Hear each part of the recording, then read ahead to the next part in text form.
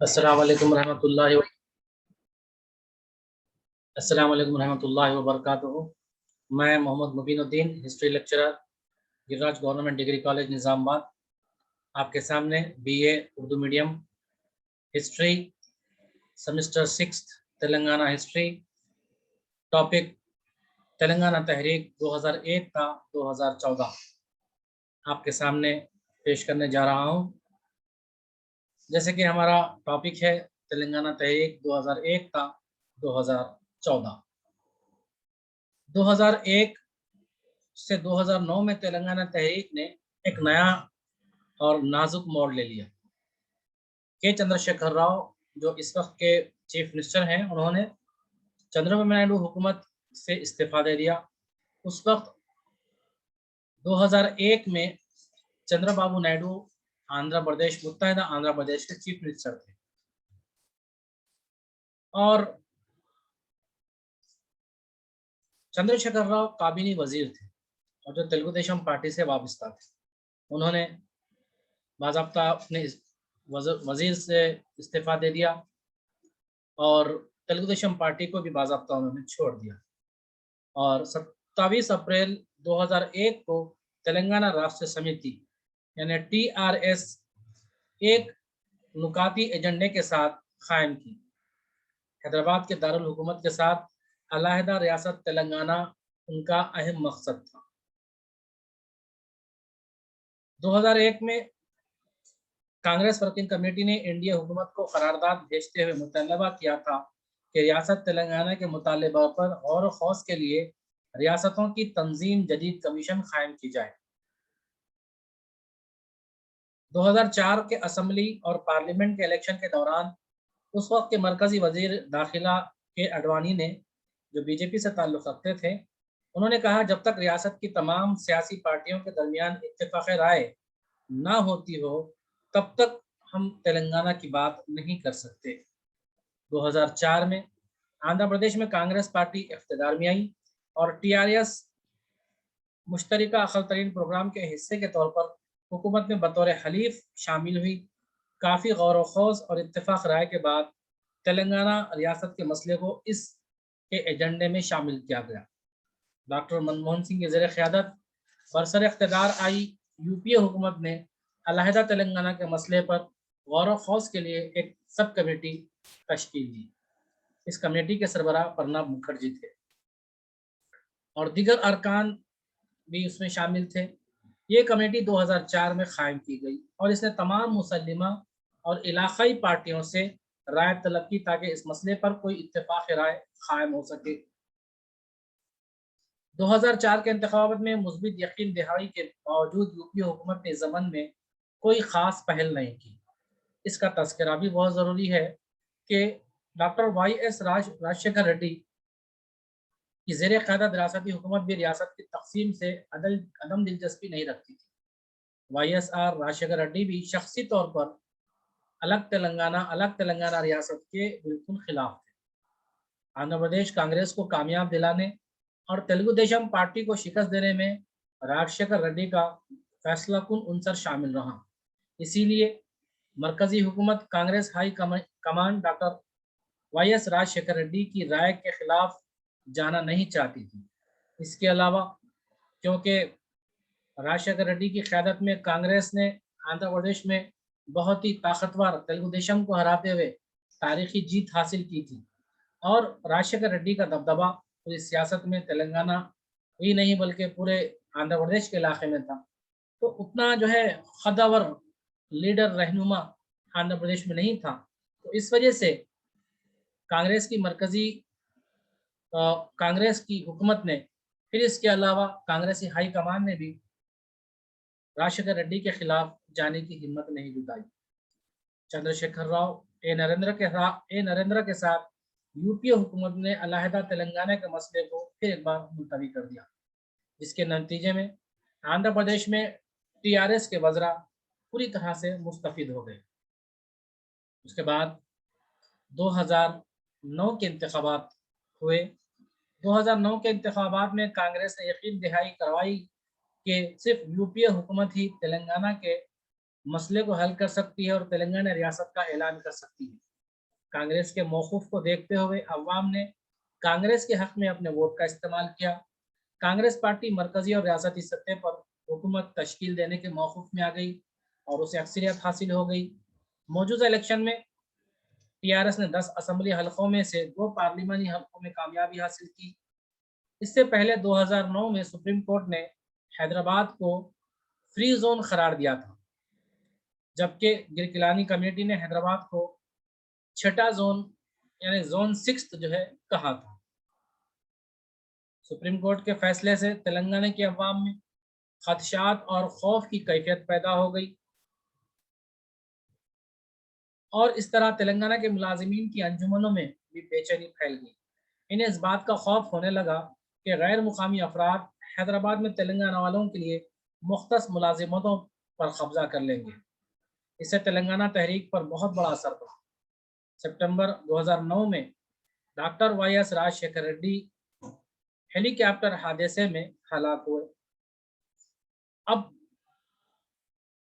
ان کی موت کے زبردست اثرات ہوئے۔ کانگریس پارٹی کی قیادت کے ساتھ تلنگانہ تحریک بھی اپنے زور و شور سے شروع ہونے لگی۔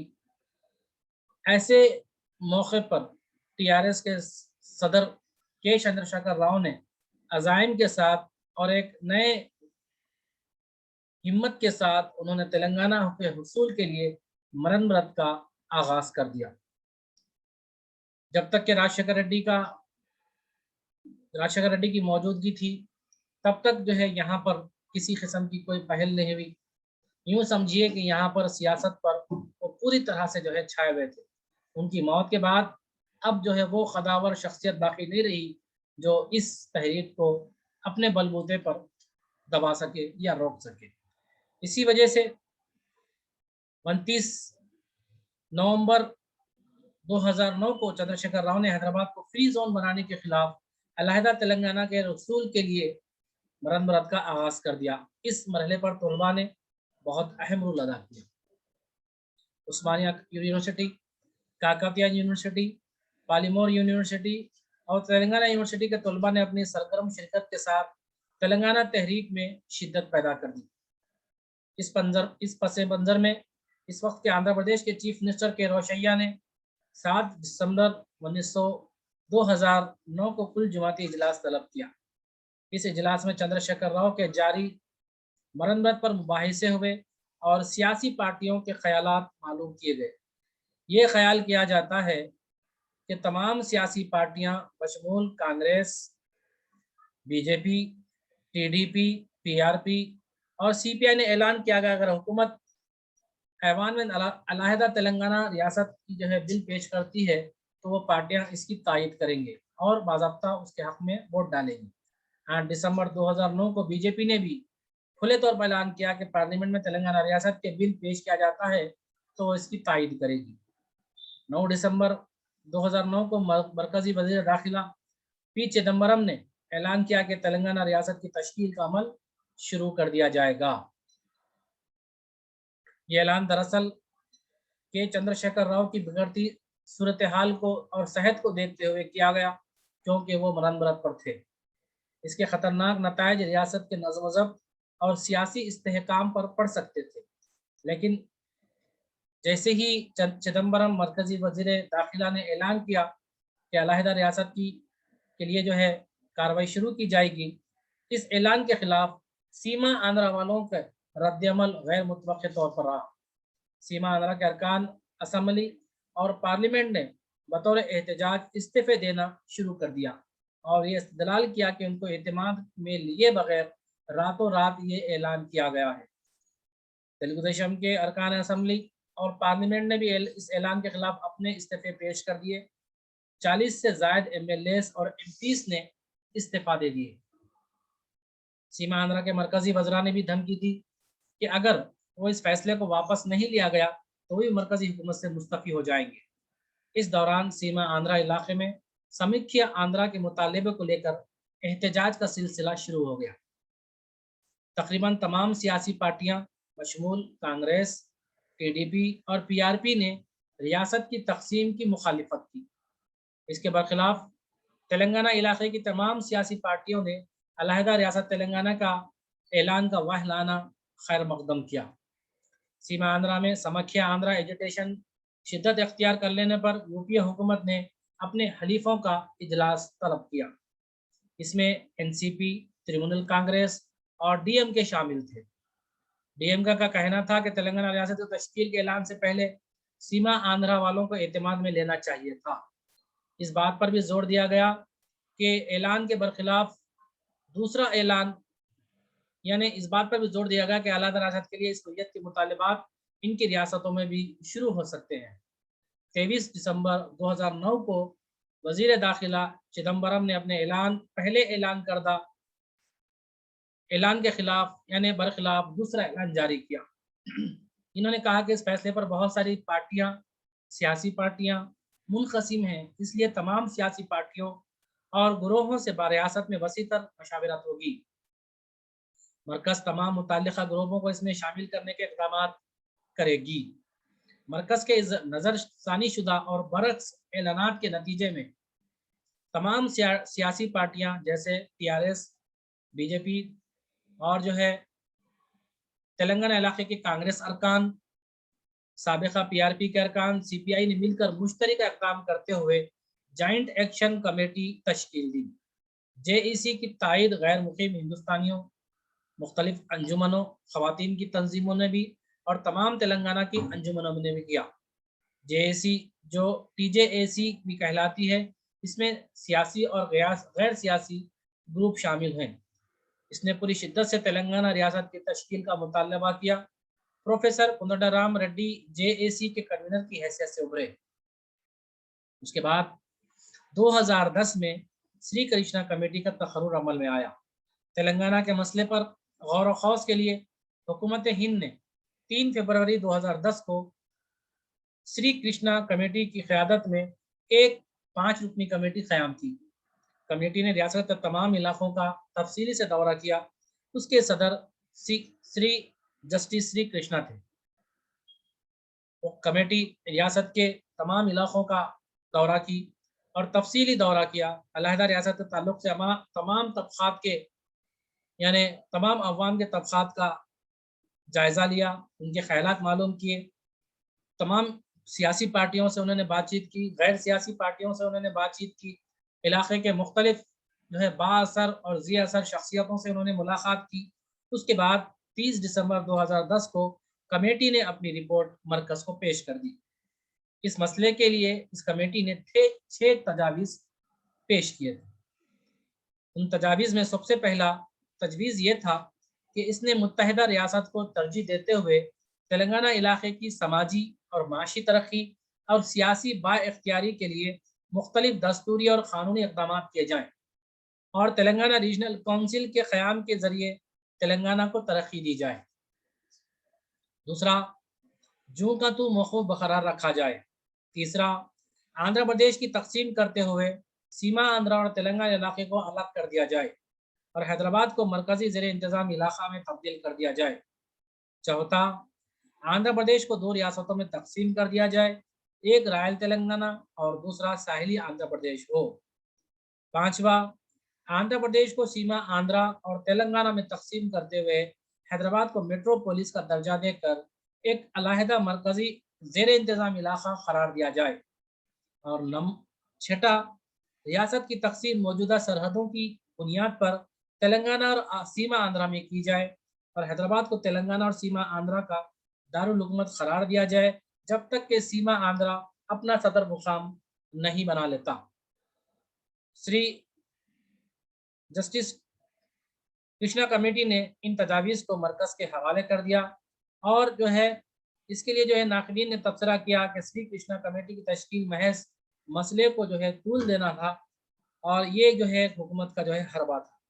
اس لیے علیحدہ تلنگانہ کی تحریک مختلف سرگرمیوں کے ذریعے زور پکڑتی چلی گئی۔ اس کے بعد دستوری مرحلہ یعنی اس میں بہت سارے تحریکوں کا آغاز ہوا، کئی تحریکیں اس میں چلائی گئی، جیسے خاص طور پر اس میں جے ای سی نے بہت ہی اہم کردار ادا کیا اور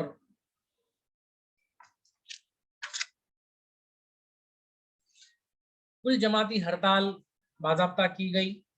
24 दिसंबर 2009 को तमाम सियासी पार्टियों में तेलंगाना राष्ट्रीय समिति, Bharatiya Janata party, communist party of India, Congress party, Telugu Desam party, new democracy, employees association और दूसरे शामिल थे, जो सियासी जॉइंट एक्शन कमेटी बनाई।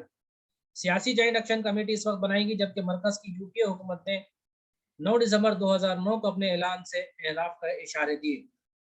हैदराबाद में एक शानदार मिलियन मार्च की सूरत में मुजाहरा किया गया।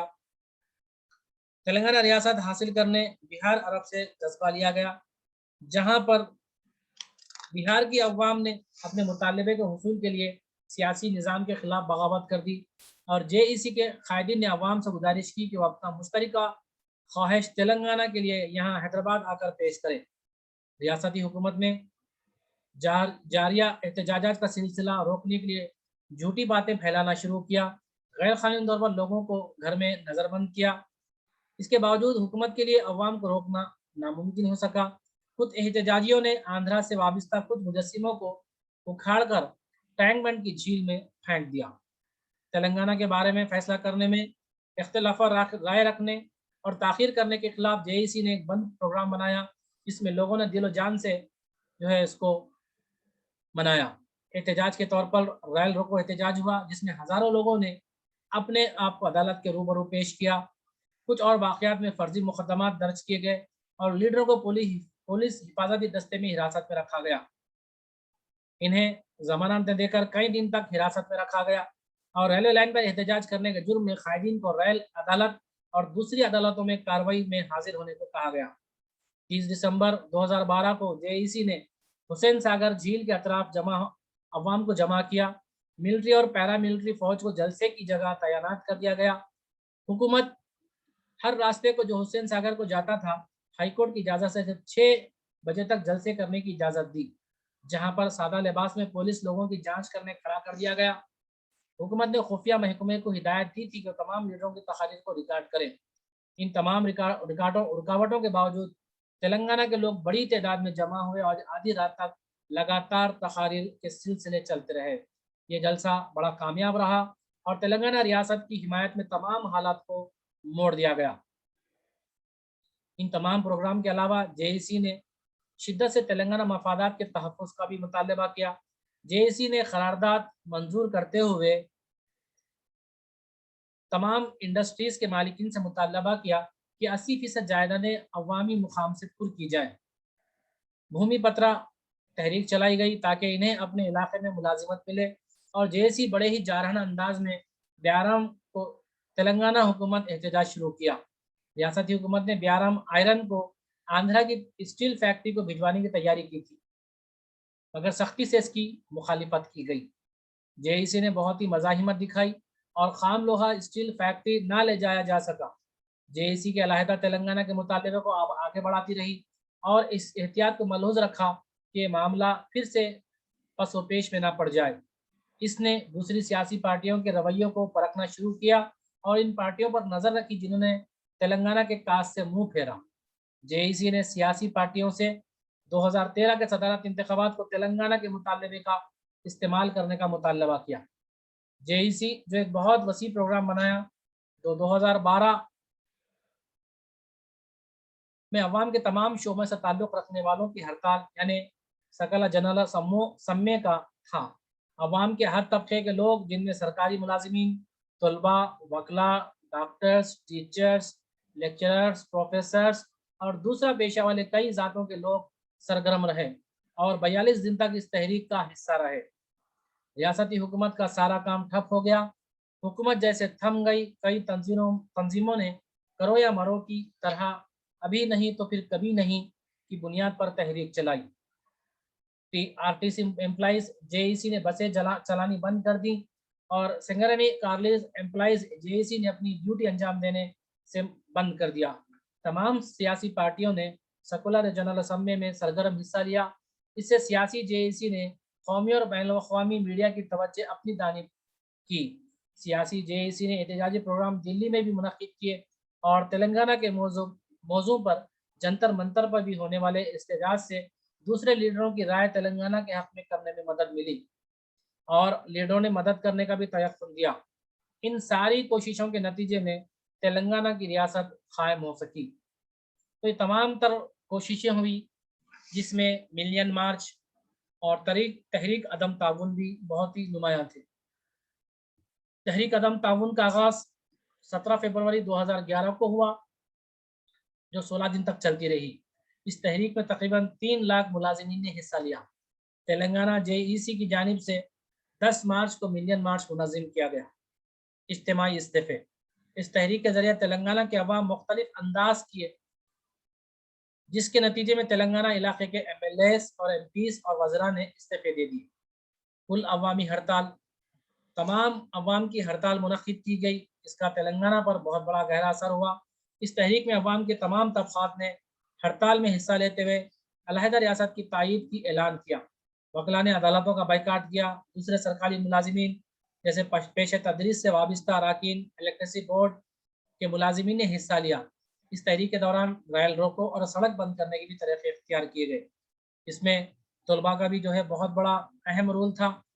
तलबा ने बहुत ही अच्छे अंदाज में इस तहरीक को आगे बढ़ाया। ख़ास तौर पर यूनिवर्सिटी के तलबा जैसे Osmania university, Palamuru university, Telangana university, Kakatiya university और दूसरे जो है यूनिवर्सिटी के तलबा ने बहुत ही इसमें सरगर्मी के साथ हिस्सा लेते हुए बहुत ही तेलंगाना के कास के लिए काम किया और अलहदा तेलंगाना के लिए अपनी जड़ तोड़ जो है कोशिश की। इसके अलावा बहुत सारे तलबा और नौजवानों ने दिल बर्दाश्ता होकर तेलंगाना तहरीक में देरी को देखते हुए अपने आप को उन्होंने मौत के भी हवाले किया। यानी वो अपनी मौत के ज़रिए अपना एहतजाज दर्ज कराने में कामयाब हुए। बहुत सारे लोग अपने आप को आग के हवाले किया, किसी ने फांसी ली, किसी ने कुछ दूसरे तरीके से खुदकशी की और बाज़ाब्ता वो तेलंगाना तहरीक के नारे बुलंद करते रहे और अपना एहतजाज दर्ज कराते रहे। तो यूँ समझिए तेलंगाना तहरीक में कई नौजवानों ने अपनी जान तक भी गँवाई थी।